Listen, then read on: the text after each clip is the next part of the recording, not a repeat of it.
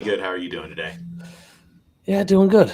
Doing good. No more rain. It's decent weather, and I know you're just talking. You have 80-degree weather out there. Yeah, Um, and we don't get rain. yeah, exactly. Um, Thanks for watching. We have the reboot. Wednesdays, 1:30 Eastern. Today, we're going to talk about why your business needs a SOC and discuss what a SOC is, benefits. And before we get into that, I am Brian Bratcher with B&L PC Solutions, based out of Long Island, New York. I'm David Luff with LDD Consulting out of Albuquerque, New Mexico. Cool. So let's talk about SOC. That's a term that's been around forever. It's an acronym for Security Operations Center.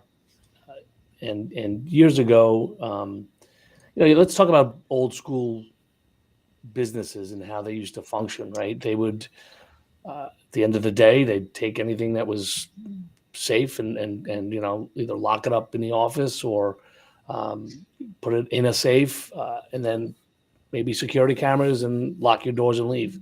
And that was it. That was the security of your business, and that's what you had, right? Maybe some people had a better alarm system than others, but that's just how things were. Now, fast forward to today, with, as you all know, everything is on your mobile device and at your fingertips and at your employees' fingertips, and without any real protection in place, you're possibly putting yourself and your business at a significant risk for compromise, right? We know that we always tell prospects, clients, that it's not if, it's just a matter of when. And the when is, your damages are going to be determined by what controls you have in place. Are those controls maybe a really good antivirus or an EDR or a SOC? And the SOC has been around for a while, and used to be, you couldn't staff or build your own SOC. It just wasn't. There was no, the cost outweighed the benefit. It would be millions of dollars to have a staff and a network that can look at inspect everything going in and out of your company 24/7. You're talking millions of dollars to build that. What we have today is the ability to add these SOC services to your existing infrastructure. Um, and the amount of service that they provide, I mean, and they can be tailored. They're not all the same. There's different levels, but we have the majority of our clients on some flavor of a SOC solution. And what that does is it does a bunch of different things, but for the most part, I mean, high level overview, log collection. So we're taking firewall logs, workstation logs, server logs, switch logs, and putting them into a central repository that's being looked at real time by a staff of 24/7, cyber heroes, or whatever you want to call them. But these are the experts that are going through this data. Um, it's an aggregate collection of these different data sources, and then you want to be able to have some type of threat intelligence built into there. So what we have, one um, benefit that we have with the SOC we use, and that we have our clients on, is as soon as it sees. So this is the difference where a SOC kind of outperforms an EDR or an antivirus. It looks at the behavior on the computer. If it sees something that is going on that device, whether it be a piece of ransomware trying to phone home, and you may have layers of protection to stop that from happening, which is good. But the SOC will see that attempt and then go take it one step further. If that device is trying to do any damage, encrypt any data, do anything outside what it should be doing, the SOC can take that device, take it offline, and prevent any lateral spreading across the network. So now you've, not only are you protecting that device, now you've reduced the risk completely of your entire network being compromised because of that. And then the SOC will look at what happened, what transpired, that machine's offline, open up tickets with us, call us, and go as far as you allow them to. So with those controls in place, it's just something that businesses today, we highly recommend every business have some layer or flavor of a SOC built into Yeah. their infrastructure. And just, well, two things. One, just like you mentioned, last week we had a customer where our tech was doing some things and it looked suspicious, and the SOC actually isolated the server from the network and he lost complete activity on it. And they thought they were protecting, and they called me like 10 times from 11 o'clock Sunday night till 4 in the morning on Monday. And when I talked to them, we investigated the situation. There was nothing malicious, but it was great to know that they're actually paying attention and doing this all the time. Yeah. And the other really good thing about a SOC, and you mentioned that, was that they're experts at this, so they really know what to look for. Whereas if you've hired your own staff and you're asking them, that's like getting a guy who knows how to change oil in a car and asking him to rebuild your motor. Right. He's not going to be good at it. He might think he knows what he's doing, but these guys, they see all this stuff all the time and they know what to look for. Yeah. And now we're seeing a lot of, whether it be insurance companies or we're seeing it with some compliance requirements that businesses have to be able to monitor and validate that these controls are in place, and the SOC is doing that for you. There, you can go in there and pretty much fully auditable. You could search for anything you want on your own, so everything is logged. It's all there. We had a client call us up and ask if they thought that something was compromised, and well, not only would we have known real time if it was, so we kind of let them know that, but said, well, what's going on? What are you experiencing? And then we went through the logs and were able to share with them pretty much on demand. We searched and exported the log data that we needed and gave that to them and pretty much showed them that everything was fine. They were going through something weird on their network, but nothing malicious. So again, having that layer there, that is, you don't want to know something happened, 2 weeks ago, and you may not be able to go back that far in your current infrastructure. I know for a fact that I can go. Let's say I have retention policies built into the SOC that we use, that we want to be able to go back a year, or maybe you need a longer period of time for your compliance or other reasons. But you have the ability to do that. You probably can't do that today if you don't have the controls in place to do that. Another layer that we protect is the Microsoft or G Suite environment. So we layer on top of the Microsoft environment, and the way that works is we can see, we get notified, and again, everything, we have rules and automations built in that can go directly to our end clients. They can come to us and get dumped into a monitoring queue or whatever. But we can see if somebody, they're set up on their Office 365, they have it on their phone, they have it on their computer. That's all well and good. If they go on vacation and they log in from their spouses or a different computer, they sign into their account, they're just going to let us know that this user account just signed in on a device that they have never used before, right? That's a notification. We get that report and we hold on to it. Another notification we get is that they logged into, they were in the US this morning and they just logged in from Italy. Just letting us know. So what we do when we get those, any type of, geographical changes, we reach out to the client and just confirm that, just making sure you're logging in and you're out of the country. And they really do appreciate, and it's real time. As soon as it happens, we get the notification, we send it to them, and they reply right away that, yes, that's me. Thank you for checking. And that's just another layer that, because if that happens today, would you know? If your account got compromised and from somebody, and let's be honest here, it's highly likely that if you're compromised, it's from a different country. So you'd want to know if your account was breached. Do you have those controls in place today? And I'll tell you, our clients would not have if we didn't put a SOC service on top of their on their network now.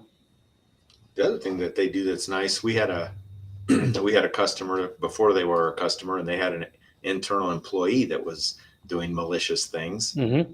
And actually, our SOC that's monitoring our 365 will tell us if there's a file share or something also, Yep. which is nice Yep. because they already have permissions to log in and get everything.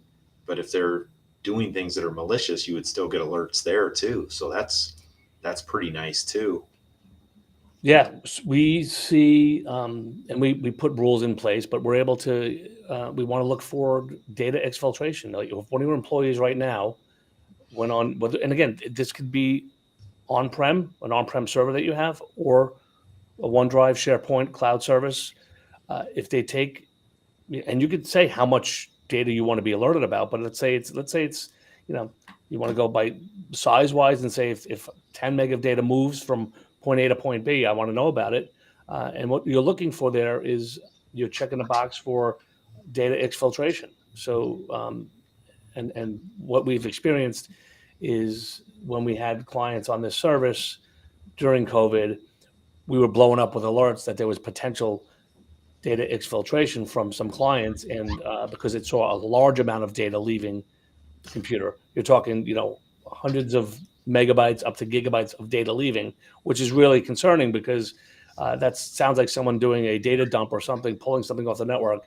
But we just go one step further. Obviously, look at the source and the destination, and it happened to be a Zoom meeting because all these online meetings it's pushing data up to the cloud. So it saw that volume and just alerted us. And then we put rules in place to say, well, we're going to allow Zoom. You could still log it, but we don't need it to be alerted about that.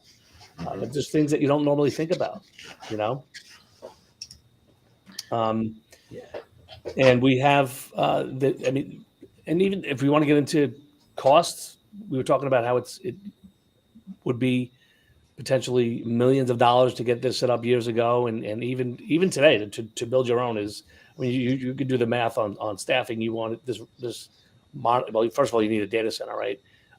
That's the physical, cap expense. But then your labor. How many people are going to be looking at how many endpoints 24/7, 365? You need, I don't know, a dozen bodies, 20 bodies at 100 plus K per year, whatever it is. You do the math on that. So outsourcing is definitely the way to go. Have the right controls in place. Now you can do this for, anywhere from, I think the average is probably $20 to $30 per endpoint per month. So if you have, 10 computers, you're able to do this, for $200. It's a no-brainer to me. I think it's just, Yeah. A layer that is it shouldn't even be. We don't really give options for any of our new clients, our prospects. We just bundle it in, and it's there, but it's not something that can be line item that could be taken off because it's that important, and it's not it's not a highly profitable solution for us. It gets added onto our stack, but the importance is that we're seeing these compromises, whether it be someone calling us that's experiencing something that's not even a client. We've dealt with that before, but more importantly, it's knowing that you have these layers in place. When it does happen, you're going to kick yourself in the butt if you didn't have something like this in place. The ability to self isolate endpoints that are experiencing something, any type of rogue software or malicious attack. This is stopping it. This is literally, on top of having other tools and controls in place. Microsoft does a great job on putting some compliance rules in there. Like if, we set up, if you send out any financial data and it's not an encrypted email, there's policies there that are going to inform you that this email didn't go out because it contains an account number or contained XYZ. It didn't even leave the network at that point because it was flagged. So it's having the controls in place along with a SOC. Like I said, the SOC's going to do all that data collection from all these other assets that you have, and it's a central repository where you can go in there and at any time pull up this data, and it's really remarkable. I mean, we've had great success with it. It is pretty amazing all the data that they track. It's insane. I mean, the amount of stuff flowing in and out, you can't. And we have a client that has an on-prem SIM. It's through SolarWinds, and you can look at the console and it's constantly scrolling with live data just being dumped into it, and that's on I don't know, a 60, 70 user network. So it's a decent size, not huge. I mean, nothing nowhere near the hundreds of thousands of employees, but on the smaller side. But you cannot read anything coming into that. It's just collecting all that data that quickly and logging it. And it's fully, like I said, it's fully searchable. Do Boolean searches, do regular search. It doesn't matter. You can search for whatever you want and find it. And then through on the compliance side, along with the SOC, we have other solutions that are able to audit the USB access, and not only USB, but let's say that they know that an employee is leaving. It's a willful departure, and they gave their 2 weeks, and they're going to allow them to have their 2 weeks. What are they doing in that 2 weeks? Like, can you control that today? Do you have an idea on if they're dumping data to a USB, or if they're sending out a bunch of emails with stuff attached to it that maybe they shouldn't be? Are they setting up auto forwards? Do you have the controls in place? Again, all about privacy, data protection, and having the controls in place to do that. It's not a set it and forget it. I mean, there's stuff that has to be done and tweaked and changes made because there's new compliance regulations out, and you have to just be on top of it and still do your quarterly reviews on the controls and make sure that that the right people are getting the information. Maybe for some clients that we're providing, which we are for a few, just a SOC service. That's all we do for them. Everything else is handled, whether it be internally in a co-managed situation or by a different IT company. They're doing their support, but we're handling the SOC side of it. Maybe the client didn't want to be informed about this, but in your quarterly checkups, just making sure you don't want any alerts going to you. You still want them going to this. And it's at that point where, you know what, I do want to know about it. You can make those changes. So it's still a process. It's not like I said, it's not a one-time setup, but it's I hate to call it, it's your overall security posture on the business is what you should be focusing on, especially today. Yeah. I mean, you can either wait till after you get breached, right, and deal with all of that cost and being out of business for a week or two, and then the negative impact it has just from your customers and we've talked about that too. The amount of money that there's a couple of different things that are affected here, right? If you're breached, what is that monetary loss, right? Are they demanding a ransomware, and do you have to pay it because that data is that important to you, which you're validating to the hackers at that point that, number one, you have money, number two, you care about your data, right? So with that in place, and you go and pay that, so what, I don't know, call it $500,000, call it $5 million, whatever it is, whatever that dollar amount is, you'll pay whatever you have to get that back. Secondary to that is what's it going to cost you reputationally? So if not only is that data important to you, but what about data privacy? Now your entire client list and financials of your clients has been leaked. You're out of business potentially with something like that. And it's like car insurance too. Well, it's not like car insurance, but your insurance is going to go up too because you got breached, and that's usually on part of the checklist. If you have a bunch of car wrecks and you try to get car insurance, they're going to be like, sure, that'll be $5,000 a month. Yeah. And you mentioned insurance. A good thing to know also is that you fill out these insurance forms and these questionnaires that we see them every day. We're looking at that one. I got a couple on my desk now that you go through them.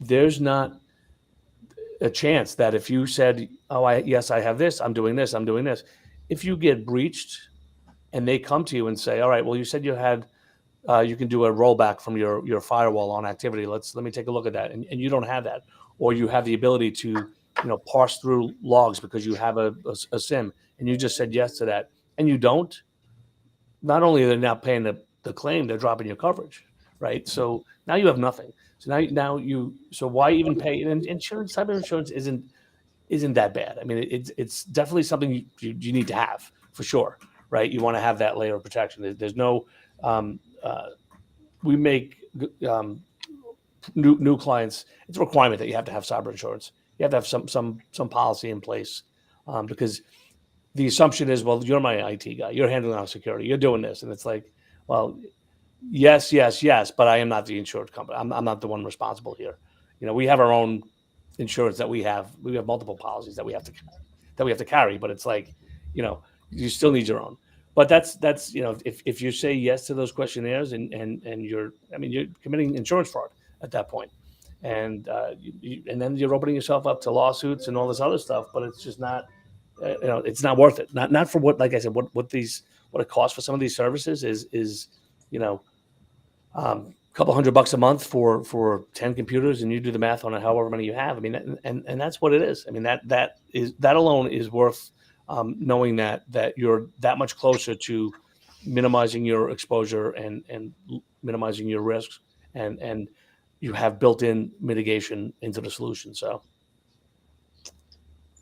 yeah, that's it, man. Yeah. Anything else, Dave? Not that I can think of, but yeah, I mean, either do it now or you do it after you get breached. But we think everybody needs it. I mean, there's not one business that we know of that we would say, nah, you don't need it. The risk is for I'm everybody. just saying people will do that, but they'll do it after they get breached. It's like, right. You get an alarm system before you get broken into or after. Right. Exactly. But this is like having a cop out your front door just watching over everything also. 24/7. Yep. Not at your front door, your front door, your back door, bird's eye view of your house, everything. It's every entry point is good point. Is monitored and protected. So yes, we will leave on that.